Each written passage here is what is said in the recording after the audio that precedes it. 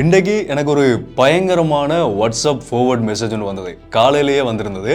என்னென்னு சொன்னால், இப்போ இலங்கைக்குள்ள அவசரகால சட்டம் நடைமுறையில் இருக்குது தானே. அரசாங்கத்தால் இந்த அனர்த்தத்துக்கு பிறகு அவசரகால சட்டம் நடைமுறைப்படுத்தப்பட்டிருக்குது. அந்த அவசரகால சட்டம் தொடர்பான ஒரு ஃபார்வர்ட் மெசேஜ்.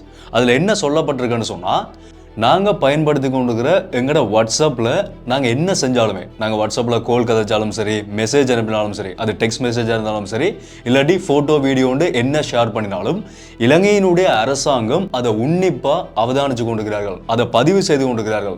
நாங்கள் கால் கதைக்கிறோம்னு சொன்னால் அந்த ஃபோன் வந்து முழுமையாக ரெக்கார்ட் பண்ணப்படுது, அந்த கால் ரெக்கார்ட் பண்ணப்படுது. வீடியோ கால்னு சொன்னால் வீடியோ காலும் ரெக்கார்ட் பண்ணப்படுது. எல்லாமே வாட்ஸ்அப்னு சொல்லி மட்டும் இல்லை, நாங்கள் எந்த சமூக ஊடகங்கள்லையும் நாங்கள் கருத்துக்களை பதிவிட்டாலும் சரி, கமெண்ட் பண்ணினாலும் சரி, லைக் பண்ணினாலும் சரி, ஒரு ஃபோட்டோவோ வீடியோவோ ஒரு போஸ்ட்டை வந்து நாங்கள் ஷேர் பண்ணினாலும் சரி, என்ன செஞ்சாலும் எங்களை அரசாங்கம் உன்னிப்பாக அவதானித்து கொண்டிருக்கிறார்கள். அதை வச்சுக்கொண்டு நாங்கள் செய்யக்கூடிய விடயங்கள் தவறாக இருந்தால், நாங்கள் தவறான விடயங்களை செய்வோமா இருந்தால் உடனடியாக அரசாங்கம் அரெஸ்ட் வாரண்ட் இல்லாமல், அதாவது கைது செய்கிறதுக்கான அனுமதியே இல்லாமல், அரெஸ்ட் வாரண்ட் இல்லாமல் உங்களை கைது செய்ய முடியும்னு சொல்லி ஒரு பயங்கரமான ஒரு மெசேஜ். அதை பார்க்கும்போது யாராக இருந்தாலுமே திடீரென்று வாசிக்கும் போது ஐயோ இப்படியெல்லாம் நடக்குதான்னு சொல்லி நாங்கள் கையை தூக்கி சரண்டர் ஆகிற அளவுக்கு தான் ஒரு மெசேஜ் வந்து பயங்கரமாக ஃபார்வர்ட் ஆகி கொண்டது. இதை பற்றி இது உண்மையிலேயே உண்மையா என்றதை நாங்கள் பார்க்கறதுக்கு முதல் இந்த அவசரகால சட்டத்தை பற்றி இலங்கையினுடைய போலீஸ் ஊடக பேச்சாளர் எஃப்யூ வுட்லர் வந்து ஊடகங்களுக்கும் ஒரு கருத்தை தெரிவிச்சிருக்கிறார். இது கிட்டத்தட்ட ஒரு பக்கமாக ஒரு சர்ச்சையாக போய் கொண்டிருக்கக்கூடிய ஒரு விடயம் தான். கருத்து சுதந்திரத்தை முடக்கிற மாதிரியான செயல்பாடை இந்த அரசாங்கம் மேற்கொள்கிறார்கள் என்ற மாதிரியான ஒரு கருத்து வந்து ஒரு சர்ச்சை வந்து இப்போ போய்கொண்டிருக்குது. அதோட தொடர்புபட்ட ஒரு விடயமாக தான் இந்த விடயமும் சொல்லப்படுகிறது. ஸோ முழுமையாக இந்த மெசேஜ் வந்து உண்மையா பொய்யான்றதை தான் தெளிவுபடுத்துகிற விதமாக இந்த வீடியோவில் விரிவாக, அதாவது எப்படி இந்த விடயங்கள் நடக்குதுன்றதை விரிவாக நான் உங்களுக்கு சொல்ல போகிறேன். அதோடு சேர்த்து நாங்கள் அவதானமாக இருக்க வேண்டிய ஒரு விடயமும் இதுக்குள்ளே இருக்குது. யார் யார் அவதானமாக இருக்கணும், யார் யாருக்கு இதனால் பிரச்சனை வரும்ன்றதையும் இந்த வீடியோவில் நாங்கள் முழுமையாக பார்க்கலாம். ஸோ என்ன விடயம்ன்றதை விரிவாக முதல்ல இருந்தே சொல்கிறேன். அனைவருக்கும் வணக்கம். நான் உங்கள் BK கரிகாலன். அது என்னதை பார்க்குறதுக்கு முதல் என்னோட சேனலுக்கு தான் யாராவது புதுசாக வந்து பார்த்து வந்தீங்கன்னு சொன்னால் தொடர்ச்சியான இந்த மாதிரியான அப்டேட்ஸை பார்க்குறதுக்கு இப்போவே சப்ஸ்கிரைப் பண்ணி அந்த பெல் ஐக்கனை கிளிக் பண்ணி ஆல் ஆப்ஷன் கொடுங்க. அப்போ நான் அப்லோட் பண்ண வீடியோஸ் எல்லாமே தொடர்ச்சியாக உங்களுக்கு நான் அப்லோட் பண்ணோன்னே நோட்டிஃபிகேஷன்ஸாக வரும். அதே மாதிரி யாராவது நான் பர்சனலாக ஃபாலோ பண்ண நினைச்சிங்கன்னு சொன்னாலும் இன்ஸ்டாகிராமில் போய் BK கரிகாலன் சர்ச் பண்ணிங்கன்னு சொன்னால் என்னோட ப்ரொஃபைல் வர மகியாக மறக்காம ஃபாலோ பண்ணிக்கொள்ளுங்க. இந்த வீடியோவை லைக் பண்ணதுக்கு மறந்துடாதீங்க. வீடியோட கடைசியில் முடிஞ்ச வரைக்கும் இந்த வீடியோவை எல்லாருக்குமே ஷேர் பண்ணுங்கள். ஓகே, முதல் விஷயம் என்னென்னு சொன்னால், இப்போ இலங்கைக்குள்ள ஒரு மிகப்பெரிய பேரனர்த்தம் நடந்திருக்குது. அந்த பேரனர்த்தத்துக்கான ஒரு முக்கியமான செயல்பாடாக தான் இலங்கையினுடைய அரசாங்கம் அவசரகால சட்டம்னு சொல்லி ஒரு சட்டத்தை இப்போ நடைமுறைப்படுத்தி வச்சிருக்கிறார்கள். இப்போ வரைக்கும் அந்த சட்டம் வந்து நடைமுறையில் தான் இருந்து கொண்டிருக்குது. அந்த சட்டத்துக்கு பின்னால் நடத்தப்படக்கூடிய சில முக்கியமான செயல்பாடுகள், கருத்துக்கள் நாங்கள் பகிர்ந்து கொள்ள முடியாது, நாங்கள் நினைச்ச மாதிரி கருத்துக்களை சமூக ஊடகங்களில் பதிவிட முடியாது, இல்லாட்டி அரசாங்கத்துக்கு எதிரான கருத்துக்களை விமர்சனங்களை வந்து நாங்கள் முன்வைக்க முடியாது, உண்மை எது பொய்யதுன்றதை நாங்கள் எங்கேயுமே எழுத முடியாது. இந்த மாதிரியான நிறைய விடயங்கள் வந்து சமூக ஊடகங்களில் பரவலாக முக்கியமாக போகிறத வந்து எங்களால் பார்க்கக்கூடிய மாதிரி இருக்குது. அது உண்மையாக பொய்யான்றதை தெரிஞ்சு கொள்ளாமையே நிறைய மக்கள் அதை ஷேர் பண்ணுறதையும் எங்களால் பார்க்கக்கூடிய மாதிரி இருக்குது. இதை பற்றி இலங்கையினுடைய போலீஸ் ஊடக பேச்சாளர் எஃப்யூ வுட்லர் ஊடகங்களுக்கு தெரிவித்த கருத்து, அவர் வந்து முக்கியமான ஒரு விடயத்தை பகிர்ந்து கொண்டிருக்கிறார். அது என்னன்றதை பார்க்குறதுக்கு முதல் இந்த வாட்ஸ்அப் ஃபார்வர்ட் மெசேஜ் என்னன்றதை உங்களுக்கு தெளிவாக நான் சொல்லிடுறேன். அதில் என்ன வந்திருந்தன்றதை நான் உங்களுக்கு கொஞ்சம் வாசி காட்டுறேன். அது எப்படின்னு சொன்னால், வாட்ஸ்அப் மற்றும் தொலைபேசி அழைப்பு விதிகள் நாளை முதல் அமல்படுத்தப்படுகின்றன. நாளையிலிருந்து அது வந்து நடைமுறைக்கு வருதாம். அதில் முதலாவது என்ன சொல்லப்பட்டிருக்குன்னு சொன்னால், அனைத்து அழைப்புகளும் பதிவு செய்யப்படும். எல்லா நான் கதைக்கிற கோலும் வந்து பதிவு செய்யப்படும். அனைத்து அழைப்பு பதிவுகளும் சேமிக்கப்படும். அது வந்து ரெக்கார்ட் வேறு பண்ணப்படும். வாட்ஸ்அப், ஃபேஸ்புக், ட்விட்டர் மற்றும் அனைத்து சமூக ஊடகங்களும் கண்காணிக்கப்படுமா. ஓகே, அடுத்தது இந்த தகவல் இல்லாதவர்களுக்கு தெரிவிக்கப்பட வேண்டும். உங்கள் சாதனங்கள் அமைச்சகத்தின் அமைப்புடன் இணைக்கப்படும். அமைச்சகத்தோடையே எங்களோட ஃபோன் எல்லாமே வந்து கனெக்ட் பண்ணப்படுவோம்னு சொல்லி ஒரு விடயம் சொல்லப்பட்டிருக்குது. அடுத்தது, யாருக்கும் தவறான செய்தியை அனுப்பாமல் கவனமாயிருங்கள். உங்கள் குழந்தைகள், சகோதரர்கள், உறவினர்கள், நண்பர்கள் மற்றும் அறிமுகமானவர்களை கவனமாக இருக்கவும் சமூக ஊடகங்கள் குறைந்தபட்சமாக பயன்படுத்தவும். அரசாங்கத்துக்கோ அல்லது பிரதமருக்கோ, இதுதான் முக்கியமான ஒன்று, இதை வடிவா பாருங்க. அரசாங்கத்துக்கோ அல்லது பிரதமருக்கோ எதிராக எந்த வகையான செய்தி, வீடியோ போன்றவற்றை அனுப்ப வேண்டாம். இதை நோட் பண்ணி வச்சுக்கொள்ளுங்க. இதை நான் கடைசியாக சொல்கிறேன். அடுத்தது, இந்த நேரத்தில் எந்த ஒரு அரசியல் அல்லது மத தலைப்பிலும் செய்திகள் எழுதுவது அல்லது அனுப்புவது ஒரு குற்றமாகும். அவ்வாறு செய்வது வாரண்ட் இல்லாமல் கைது செய்ய வழிவகுக்கும். அதாவது போலீஸாருக்கு வந்து அரெஸ்ட் வாரண்டே இல்லாமல் அப்படி யாராவது மெசேஜ் ஃபார்வர்ட் பண்ணினா எங்களை வந்து கைது செய்ய முடியுமா? இது முக்கியமான ஒன்று. அடுத்தது, காவல்துறை ஒரு அறிவிப்பை வெளியிடும், அதன் பிறகு சைபர் கிரைம் நடவடிக்கை எடுக்கப்படும். இது மிகவும் தீவிரமானது. சைபர் கிரைமால் எங்களுக்கு எதிரான நடவடிக்கை எடுக்கப்படுமா? அடுத்தது, குழு உறுப்பினர்கள் மற்றும் நிர்வாகிகளே இந்த விஷயத்தை நீங்கள் அனைவரும் தீவிரமாக எடுத்துக்கொள்ளுங்கள். விளையாட்டாக எடுத்துக்கொண்டாதீங்க, தீவிரமாக எடுத்துக்கொள்ளுங்க. தவறான செய்திகளை அனுப்புவதை தவிர்க்கவும், மற்றவர்களுக்கு தெரிவிக்கவும் கவனமாக இருக்கவும் என்று சொல்லி போட்டு இதுக்கு கீழே இன்னொரு விடயம் சொல்லப்படுகிறது. அது எப்படின்னு சொன்னால், குழு உறுப்பினர்கள் மிகவும் எச்சரிக்கையாகவும் கவனமாகவும் இருக்க வேண்டும். குழு உறுப்பினர்களுக்கான இந்த வாட்ஸ்அப் குரூப் எல்லாம் இருக்குது தானே, அந்த வாட்ஸ்அப் குரூப்பில் இருக்கிறவர்களுக்கான வாட்ஸ்அப் பற்றின ஒரு முக்கியமான தகவல். அந்த தகவல் என்னன்னு சொன்னால், நாங்கள் வாட்ஸ்அப்பில் மெசேஜ் பண்ணும்போது இந்த டிக் வரும் தானே, ஒரு டிக் வந்தால் எங்களோட மெசேஜ் வந்து போயிட்டு, 2 டிக் வந்தால் ரிசீவ் ஆகிட்டு, ப்ளூ டிக் வந்தால் அவர்கள் வந்து மெசேஜை பார்த்துட்டார்கள்னு சொல்லி அர்த்தம். அதில் என்ன சொல்லப்பட்டிருக்கு, இதில் சொல்லப்படுகிற விஷயத்தை பாருங்கள். ஒரு டிக் வந்தால் செய்தி அனுப்பப்பட்டது, மெசேஜ் வந்து போயிட்டு. 2 டிக் வந்தால் செய்தி வழங்கப்படுது, மெசேஜ் வந்து ரிசீவ் ஆகிட்டு. நீளம் 2 டிக் வந்து நீளமாக வந்தால் செய்தி வாசிக்கப்படுது. இது வரைக்கும் ஓகே, இது எல்லாருக்குமே தெரிஞ்ச ஒரு விஷயம். மூன்றாவது அடுத்ததாக எழுதப்பட்டிருக்கிற விடயம் என்னென்னு சொன்னால், 3 டிக் வருமா வாட்ஸ்அப்பில் மெசேஜ் பண்ணினா. அந்த 3 டிக்குக்கு என்ன அர்த்தம்னு சொன்னால், 3 நீல மதிப்பெண்கள், 3மே வந்து ப்ளூ டிக்காக இருந்தால் அரசாங்கம் செய்தியை வாசித்தது. நல்லா பார்த்துக்கொள்ளுங்க. அடுத்தது, அடுத்த 3 டிக்கில் வந்து 2 நீளமும் ஒரு சிவப்பு டிக்கும் இருந்துச்சுன்னு சொன்னால், வாட்ஸ்அப்பில் சிவப்பு டிக் இருக்காம், அந்த சிவப்பு டிக் வந்துச்சுன்னு சொன்னால் அரசாங்கம் உங்களுக்கு எதிரான நடவடிக்கையை எடுக்கலாமாம். சரியா? அடுத்தது, ஒரு நீளமும் 2 சிவப்பு டிக்கும் இருந்துச்சுன்னு சொன்னால் அரசாங்கம் உங்கள் தகவல்களை சரிபார்க்குதாம், ஃபேக்ட் செக் பண்ணி கொண்டிருக்கிறார்களாம். அடுத்தது, 3மே சிவப்பு மதிப்பெண்கள், 3மே வந்து சிவப்பு டிக்காக இருந்தால் அரசாங்கம் உங்களுக்கு எதிரான நடவடிக்கையை எடுக்க தொடங்கியுள்ளது என்று அர்த்தமாம். விரைவிலேயே உங்களை வந்து கைது செய்யறதுக்கான வாய்ப்பு இருக்காம். பொறுப்புள்ள குடிமகனாக இருந்து உங்கள் நண்பர்களுடன் பகிர்ந்து கொள்ளுங்கள்னு சொல்லி ஒரு ஃபார்வர்ட் மெசேஜ். வாட்ஸ்அப்பில் 3 டிக் இருக்குன்றது இப்போ தான் மார்க் சகபர்குக்கே தெரியும் என்று நான் நினைக்கிறேன். வாட்ஸ்அப் மெட்டாவோட ஃபவுண்டருக்கே தெரியும் நினைக்கிறேன். கொஞ்சமாவது நியாயம் வேணாமா? மேலே இருக்கிற விஷயங்களை கூட விட்டுடலாம், இந்த கடைசி எழுதப்பட்ட விஷயம் மட்டும்தான் சத்தியமாக அக்செப்ட் பண்ண முடியாத ஒரு விஷயமா இருக்குது. முதலாவது, இதில் என்ன பிரச்சனைன்னு சொன்னால், ஆரம்பத்தில் ஒரு விஷயத்த சொல்லிடுறேன். இந்த ஃபார்வர்ட் மெசேஜை யார் கிரியேட் பண்ணாரோ அவர் தான் மிகப்பெரிய குற்றவாளி. இதில் சொல்லப்படுகிற அவ்வளோ விஷயங்களுக்கான முழுமையான குற்றங்களும் பொருந்தக்கூடிய ஒரே குற்றவாளி இதை கிரியேட் பண்ணின அந்த மெசேஜ் கிரியேட்டர் தான். ஏனென்றால் இதில் சொல்லப்படுகிற விஷயங்கள் எல்லாமே பொய், தவறான, அது மெசேஜை வந்து பிள்ளையான ஒரு மெசேஜ் தான். வாட்ஸ்அப்பில் எங்கேயாவது 3 டிக் இருக்குமா? நான் உங்களுக்கு ChatGPT கேட்டு காட்டுறேன். இந்த அவனே சொல்கிறான் பாருங்க, that WhatsApp forward is 100% fake. முழுமையாக 100% இது பொய்யான ஒன்று. வாட்ஸ்அப்பில் 3 டிக் மட்டும்தான் இருக்குது. 3 டிக்னு சொன்னால் 3 டிக் வராது.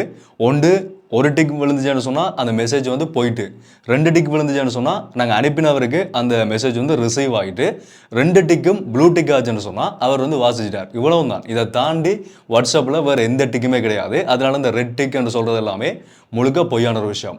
அடுத்தது என்னென்னு சொன்னால், அடுத்தது நாங்கள் எல்லாருமே தெரிஞ்சு கொள்ள வேண்டிய விடயம் என்னென்னு சொன்னால், எங்களோட ஃபோன் கால், நாங்கள் அனுப்புகிற மெசேஜ், எங்களோட ஃபோட்டோ வீடியோ இது எல்லாமே அரசாங்கத்தால் கண்காணிக்கப்படுமான்னு கேட்டால் அரசாங்கத்தால் கண்காணிக்கப்படுதான்றது 2வது பக்கம். ஆனால் நாங்கள் பயன்படுத்துகிற ஃபோன், நாங்கள் எப்போ எங்களோட கையில் இந்த ஸ்மார்ட் ஃபோனை கையில் எடுத்தோமோ அப்போவே எங்களோட ப்ரைவேசி மொத்தமும் போச்சு. இதை எத்தனை பேர் அக்செப்ட் பண்ணுவீங்கன்னு தெரியாது.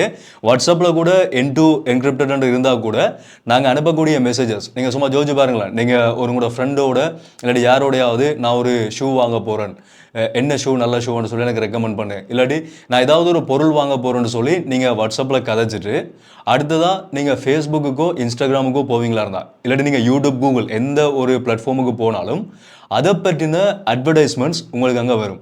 வாட்ஸ்அப் என்ன செய்யுதுன்னு சொன்னால், நாங்கள் கதைக்கக்கூடிய விஷயங்களை வந்து மற்ற பிளாட்ஃபார்ம்ஸோட வந்து ஷேர் பண்ணிக்கொள்ளுது. அது அவர்களுடைய பாலிசி. என்னென்னு சொன்னால், அதை வச்சு கூட தான் அவங்களோட பிஸ்னஸ் ஓடுது. நாங்கள் வாட்ஸ்அப்பை முழுமையாக ஃப்ரீயாக 100% இலவசமாக பயன்படுத்தி கொண்டுக்கிறோம். அப்போ அவர்களுக்கு இதென்ன தானம் கொடுக்கக்கூடிய ஏதாவது செயல்பாடா? இல்லை தானே. அவர்களுக்கும் ஒரு வருமானம் வேணுமன்றதுக்காக எங்கட மெசேஜை நாங்கள் என்ன கதைக்கிறோம்ன்றதை வச்சுக்கொண்டு தான் அங்கே வந்து பிஸ்னஸ் நடந்து கொண்டு இருக்குது. ஒரு கம்பெனிஸை பற்றின பிஸ்னஸ் வந்து அந்த டேட்டா வந்து ஷேர் பண்ணப்படும் போது எங்களோட டேட்டா ஷேர் பண்ணப்படும் போது எங்களோட டேட்டா வச்சுக்கொண்டு தான் அவர்கள் தங்களோட கம்பெனியை வந்து ரன் பண்ணி கொண்டிருக்கிறார்கள். ஸோ அதனால நாங்கள் கதைக்கக்கூடிய எல்லா விடயங்களுமே வெளியில் கம்பெனிக்கு தெரியுதுன்றது முதலாவது விஷயம் நாங்கள் எல்லாருமே தெரிஞ்சு கொள்ளணும். அது எப்போ தவறாக மாறும்னு சொன்னால் எங்களுக்கான பிரச்சனையாக எப்போ மாறும்னு சொன்னால் எங்களோட வாட்ஸ்அப்பை வந்து வேற யாராவது அக்சஸ் பண்ணும்போது தான். நான் இதை பற்றி ஏற்கனவே ஒரு வீடியோ போட்டுக்கிறேன், நீங்கள் நிறைய பேர் பார்த்துருந்தீங்க. அது எப்படின்னு சொன்னால் நாங்கள் வாட்ஸ்அப்பை வந்து இன்னொரு ஃபோனுக்கு லொகின் பண்ணும்போது எங்களோட வாட்ஸ்அப் கோடை வந்து நாங்கள் ஷேர் பண்ணுவோம் தானே. இப்போ வாட்ஸ்அப்பில் வந்து வெரிஃபிகேஷன் கோடுன்னு சொல்லி ஒன்று அனுப்பப்படும். அந்த வெரிஃபிகேஷன் கோடை நாங்கள் யாரோடையாவது பகிர்ந்து கொண்டோம்னு சொன்னால் எங்களோட வாட்ஸ்அப்புக்குள்ளே இன்னொருத்தர் அந்த வாட்ஸ்அப்பை அக்சஸ் பண்ணும்போது மட்டும்தான் அவர் எங்கட பர்சனல் டேட்டாவை எடுத்துக்கொள்வார். அதை எடுத்து வச்சுக்கொண்டு உங்களை பிளாக்மெயில் பண்ணி உங்கள்கிட்ட இருந்து காசை பறிக்க முடியுமே தவிர மற்றும்படி இவர்கள் சொல்கிற மாதிரி உங்களை கைது செய்கிறதுக்கான நடவடிக்கையோ இல்லாட்டி அரசாங்கம் வந்து நோட் பண்ணி போட்டு வந்து கைது செய்வார்கள்ன்றதோ ஒரு பக்கம் கிடையாது. ஆனால் எங்கே பிரச்சனை வரும்னு சொன்னால் ஒருவேளை நீங்கள் ஆக மோசமான ஏதாவது ஒரு விடயங்களை பகிர்ந்து கொள்வீங்களா இருந்தால், ஏதாவது அரசாங்கத்துக்கு எதிரான ஆதாரமே இல்லாத ஒரு குற்றச்சாட்டை இவர்கள் இப்படி செய்தார்கள்னு சொல்லி ஆதாரம் இல்லாத ஏதாவது மெசேஜை நீங்கள் பகிர்ந்து கொள்வீங்களா இருந்தால் அப்போ உங்களுக்கு எதிரான கணனி குற்றப்பிரிவால் நடவடிக்கை எடுக்க முடியும். அதாவது கம்ப்யூட்டர் சைபர் கிரைம் ஒன்று இருக்குது தானே, அவர்களால் உங்களுக்கு நடவடிக்கை எடுக்க முடியுமே தவிர மற்றும்படி எல்லாமே அவர்கள் அவதானிக்கிறார்களான்னு கேட்டால் அது எங்களால் உறுதிப்படுத்தி சொல்ல முடியாது. ஒரு பர்சனை இப்போ நான் என்ன சொன்னால் என் மேலே சைபர் கிரைமுக்கு ஒரு டவுட் இருக்குது, இவரை வந்து நான் அவதானிக்க போகிறேன்னு சொன்னால் அவர்களால் அவதானிக்க முடியும். நாங்கள் அந்த மெசேஜை டிலீட் பண்ணினா கூட ரெக்கவர் பண்ணி அவர்களால் எடுக்க முடியும். ஏன்னா அதுதான் சைபர் கிரைம். கம்ப்யூட்டர் சைபர் கிரைம்னு சொன்னால் அதுக்குள்ளே உள்ள பூந்து செய்யக்கூடியவர்களான் அவர்கள். அப்படி வந்து அவதானிக்க முடியுமே தவிர மற்றபடி இருக்கிற 21 மில்லியன் மக்களையும் அவதானிக்கணும்னு சொன்னால் முடியுமா? யாராச்சும் மார்க் பண்ணி தான் வந்து கண்டிப்பாக முடியும். ஆனால் இந்த மெசேஜில் இருக்கிற மாதிரி சொல்லப்பட்டிருக்க விடயங்கள் வந்து முழுக்க போலியான விடயங்கள்ன்றதை தெரிஞ்சு கொள்ளுங்க. இப்போ என்ன விஷயம் சொன்னால் இது வந்து உங்களுக்கு கிளியராக இருக்கும்னு சொல்லி நான் நம்புகிறேன். இப்போ அடுத்த ஒரு முக்கியமான விடயம் என்னென்னு சொன்னால் இப்போ இலங்கைக்குள்ள இருக்கக்கூடிய இந்த அவசரகால சட்டம், நடைமுறையில் இருக்கக்கூடிய இந்த அவசரகால சட்டம் தொடர்பாக இலங்கையினுடைய காவல்துறை பேச்சாளரும் உதவி காவல்துறை அத்தியட்சருமான எஃப்யூ வுட்லர் அவர்கள் ஊடகங்களுக்கு ஒரு கருத்தை தெரிவிச்சிருந்தார். இந்த அவசரகால சட்டம் வந்து கருத்து சுதந்திரத்தை முடக்குதுன்னு சொல்லி ஒரு பெரிய சர்ச்சை வந்து இப்போ போய்கொண்டிருக்குது. ஊடகங்களால் வெளிப்படையாக கருத்துக்களை தெரிவிக்க முடியாது, யாருமே கருத்துக்களை சொல்ல முடியாது, இல்லாட்டி பொதுமக்களை வந்து நாங்கள் கருத்துக்களை பகிர்ந்து கொள்ள முடியாது, சமூக ஊடகங்களை கருத்துக்களை பகிர்ந்து கொள்ள முடியாது. இது ஒரு நாட்டினுடைய குடிமக்களை வந்து கட்டுப்படுத்துகிற மாதிரியான ஒரு சட்டம்னு சொல்லி ஒரு பிரச்சனை வந்து போய் கொண்டது. அதுக்கு விளக்கம் அளிக்கிற விதமாக அவர் என்ன சொல்லியிருந்தாருன்னு சொன்னால் பொது நலன்புரி முயற்சிகள் மற்றும் நடந்து வரும் நிவாரண நடவடிக்கைகளுக்கு இடையூறு விளைவிக்கும் வகையில் தவறான தகவல்களை பரப்பி அச்சத்தை ஏற்படுத்துபவர்களுக்கு எதிராகவே சட்ட நடவடிக்கை எடுக்கப்படும். அவர் என்ன சொல்லியிருக்காருன்னு சொன்னால் தவறான செய்திகள், நான் சொன்ன மாதிரி தான், ஏதாவது பொய்யான ஆதாரம் இல்லாத பொய்யான குற்றச்சாட்டுகள் ஏதாவது இப்போ நடந்து கொண்டிருக்கக்கூடிய செயல்பாடுகளை தடுக்கிற விதமாக நடக்குமா இருந்தால் அவர்களுக்கு எதிரான சட்ட நடவடிக்கைகள்லாம் எடுக்கப்படுமே தவிர மற்றும்படி கருத்து சுதந்திரத்தை முடக்குதுன்னு சொல்லி இந்த சட்டத்தில் எதுவுமே இல்லை. திருத்தப்பட்ட பொது பாதுகாப்பு கட்டளை சட்டத்தின் அத்தியாயம் 40 கீழ் ஜனாதிபதி அனுர்குமார் திசாநாயக்கவினால் இந்த அவசரகால சட்டம் வெளிப்படுத்தப்பட்டிருக்குது. ஆனால் இது வந்து இப்போ இருக்கக்கூடிய நிலைமைக்கு எதிரான கருத்துக்களை வெளியிடுறவர்களை மட்டும்தான் முடக்குமே தவிர மற்றும்படி யாரையும் வந்து இந்த சட்டம் வந்து தவறான முறையில் இந்த சட்டத்தை பயன்படுத்தி யாரையுமே கைது செய்ய முடியாது என்றதை வந்து தெளிவாகவே சொல்லியிருக்கிறார்கள். அவருடைய உரையிலேயே சொல்லியிருந்தார். என்னென்னு சொன்னால் இந்த அவசரகால சட்டங்கள் கருத்து சுதந்திரத்தை அல்லது அரசாங்கத்தின் விமர்சனத்தை ஒடுக்க பயன்படாது என்று சொல்லி அவர் உறுதியாகவே சொல்லியிருக்கிறார். அரசாங்கத்துக்கு எதிரான விமர்சனங்கள் ஆரோக்கியமான விமர்சனங்கள், நல்லா கேட்டுக்கொள்ளுங்க, தவறான விமர்சனங்கள் கிடையாது, ஆரோக்கியமான விமர்சனங்கள், ஆதாரம் உள்ள விமர்சனங்களாக இருந்தால் அதுக்கு வந்து எந்த பிரச்சனையுமே இல்லை. ஒருவேளை ஆதாரம் இல்லாத ஏதாவது விமர்சனங்கள் போகுமா இருந்தால், அது ஊழலாக இருந்தாலும் சரி இல்லாட்டி மோசடியாக இருந்தாலும் சரி, ஒரு அரசாங்கம் வந்து தவறு செய்கிறார்கள்னு சொல்லி ஒருத்தர் குற்றம் சாட்டுறாருன்னு சொன்னால் அதுக்கான சரியான ஆதாரம் இருந்தால் அவர்கள் அதை தாராளமாக வெளிப்படுத்தலாம். ஒருவேளை ஆதாரம் இல்லாமல் யாராவது சொல்லுவார்களா இருந்தால் தான் அவர்களுக்கு எதிரான நடவடிக்கை இதன் மூலமாக எடுக்கப்படும் என்ற மாதிரி ஒரு விடயம் சொல்லப்பட்டிருக்குது. மொத்தத்தில் மக்களுக்குள்ள ஏதாவது பயத்தை ஏற்படுத்துகிற மாதிரி, பயமுறுத்துகிற மாதிரி, அவர்களை வந்து ஒரு விடயத்தை வந்து செய்ய விடாமல் தடுக்கிற மாதிரி, இல்லாட்டி மொத்தத்தில் வந்து அவர்களை பாதிக்கக்கூடிய மாதிரியான ஏதாவது சமூக ஊடகங்களில் கருத்துக்களோ, அது வீடியோவாக இருந்தாலும் சரி, ஃபோட்டோவாக இருந்தாலும் சரி, ஒரு போஸ்டாக இருந்தாலும் சரி, அப்படி யாராவது வெளியிடுவார்களாக இருந்தால் மட்டும்தான் அவர்களுக்கு எதிரான சட்ட நடவடிக்கைகள் கட்டாயம் எடுக்கப்படுமே தவிர மற்றும்படி வேறு யாருக்கு எதிராகவும் இப்போ நான் ஒரு கருத்தை சொல்கிறேன்னு சொன்னால் அரசாங்கம் வந்து இந்த விடயத்தில் வந்து சரியான முறையில் நடந்து கொள்ளணும்னு சொல்லி ஏதோ ஒரு வகையில் கருத்து சொல்கிறேன்னு வைங்க, அதுக்கான ஆதாரபூர்வமாக ஒரு வகையில் அது சரி என்று சொல்லி இருந்தால் அது வந்து பிரச்சனை இல்லை. அப்படி இல்லை அரசாங்கம் இப்படி செய்கிறார்கள்னு சொல்லி உங்களை வந்து ஒரு ட்ரிகர் பண்ணுற மாதிரி உங்களை வந்து பொய்யான வகையில் வழி நடத்துகிற மாதிரி நான் ஒரு கருத்தை சொல்லணும்னா இருந்தால் எனக்கு எதிரான நடவடிக்கையை தாராளமாக இந்த அவசரகால சட்டத்தின் கீழே அரசாங்கத்தால் எடுக்க முடியும். இதுதான் இதில் இருக்கக்கூடிய ஒரு உண்மையான ஒரு விடயம். இதுதான் மொத்தத்தில் இந்த அவசரகால சட்டம்ன்றதே இதுக்குள்ள இருக்கக்கூடியது இவ்வளோ விஷயங்கள் தான். இதை தாண்டி நீங்கள் யாருமே நான் கருத்து சொல்ல முடியாதா, ஒருவேளை ஏதாவது ஒரு விடயம் நடக்குதுன்னு சொன்னால் அதுக்கு வந்து நான் கருத்து எழுத முடியாதா, இல்லாட்டி அரசாங்கத்துக்கு எதிராகவோ சார்பாகவோ நான் விமர்சனம் வைக்க முடியாதான்னு சொன்னால் அப்படியெல்லாம் கிடையாது. சில பேர் வந்து வேணுமடே இந்த மெசேஜில் நான் இந்த பிரதமருக்கும் ஜனாதிபதிக்கும் எதிரான விடயங்களை வந்து பதிவிட முடியாதுன்னு சொல்லி ஒரு மெசேஜை வாசிச்சுட்டு இதை வந்து நோட் பண்ண வைங்கன்னு சொல்லி சொன்னதானே. இப்படியான மெசேஜஸை ஃபார்வர்ட் பண்ணக்கூடியவர்கள் யாராக இருப்பார்கள்னு சொன்னால் சிலவேளை தவறான அரசாங்கங்கள், ஒருவேளை ஒரு அரசாங்கம் வந்து தவறாக இருக்குமா இருந்தால் இது வந்து இலங்கைன்னு சொல்லி மட்டும் இல்லை, உலகத்தினுடைய எல்லா நாடுகள்லையுமே போகக்கூடிய ஒரு விஷயம் தான். ஸோ ஒருவேளை ஒரு நாட்டினுடைய அரசாங்கம் தவறாக இருக்குமா இருந்தால் அந்த அரசாங்கத்துக்கு சார்பானவர்கள் தங்களுடைய அரசாங்கத்துக்கு எதிராக யாருமே கதைக்க கூடாதுன்றதுக்காக மக்களை கட்டுப்படுத்துறதுக்காக இப்படியான செயல்பாடுகள் ஈடுபடுவார்கள். ஸோ இதுதான் இதுக்கு பின்னால் இருக்கக்கூடிய ஒரு உண்மை நிலவரம். மற்றபடி யாருமே பயப்பட வேண்டிய அவசியமோ இல்லை நீங்கள் வாட்ஸ்அப்பில் கோல் கதைக்கும் போதோ மெசேஜ் பண்ணும்போதோ நீங்கள் பயப்பட வேண்டிய அவசியம் கிடையாது. நீங்கள் சரியாக இருந்தீங்கன்னு சொன்னால் உங்களுக்கு பயம் இல்லை. ஒருவேளை யாராவது அப்படி தவறாக இருப்பார்களாக இருந்தால் அவர்களுக்கான சம்பவம் வந்து நிச்சயம் பண்ணுறதையும் இந்த வீடியோவில் நான் சொல்லிக் கொடுக்குறேன். ஸோ இதுதான் இந்த வீடியோவில் நான் உங்களோட பகிர்ந்து கொள்ளணும்னு நினைச்ச விஷயம். இந்த வீடியோவை தயவு செய்து எல்லாருக்குமே ஷேர் பண்ணுங்கள். உங்களோட வாட்ஸ்அப் குரூப்பில், ஃபோன் மெசேஜில் எல்லாத்துலேயுமே இந்த யூடியூப் லிங்கை போட்டு எல்லாருக்குமே ஷேர் பண்ணுங்கள். தவறான முறையில் இதை விளங்கி கொண்டிருக்கக்கூடிய மக்களுக்கு விளங்கி கொள்றதுக்கு இலகுவாக இருக்கும். ஸோ இதை பற்றி உங்களுடைய கருத்துக்களை நீங்கள் தாராளமாக கமெண்ட்ல சொல்லலாம். அடுத்து வரக்கூடிய விடயங்களை பற்றி நான் தொடர்ச்சி அப்டேட்ஸ் வந்து என்னோட யூடியூப்ல அப்டேட் பண்ணுவேன். அதில் நீங்கள் பார்க்கணும்னு சொன்னால் இப்போவே சப்ஸ்கிரைப் பண்ணி இந்த பெல் ஐக்கனை கிளிக் பண்ணி ஆல் ஆப்ஷன் சொல்லுங்கள். அப்போ நான் அப்லோட் பண்ண வீடியோஸ் எல்லாமே தொடர்ச்சி உங்களுக்கு கொடுக்கணும்னா நோட்டிஃபிகேஷன்ஸ் வரும். ஸோ மீண்டும் ஒரு வீடியோவில் சந்திப்போம். நன்றி.